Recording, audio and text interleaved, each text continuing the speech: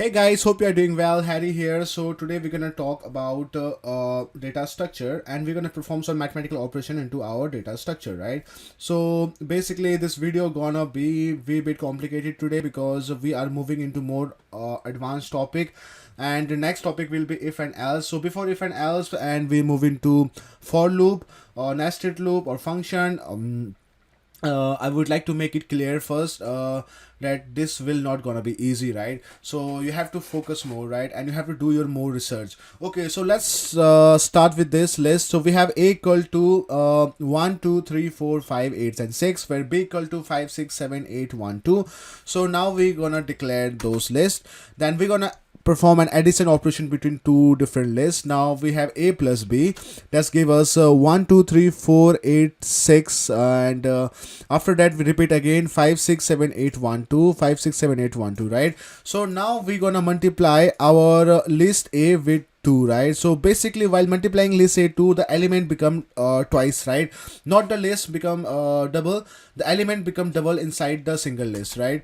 So now you can see our a is 1 2 3 4 8 6 1 2 3 4 8 6. So basically these are repeating twice, right? You can see over here, right? So that is the repetition over here.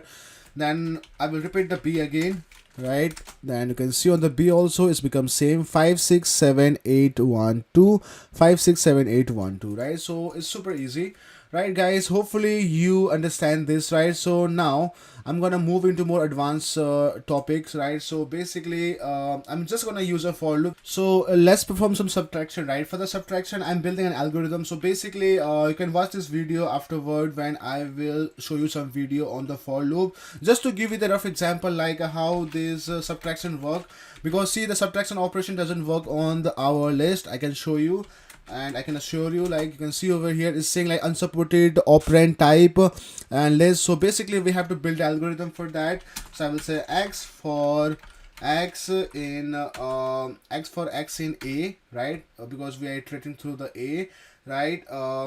If x not in b, right? So basically we're looking for the a I, and I will say b, right? So we have two of them, so I'm gonna subtract both of them.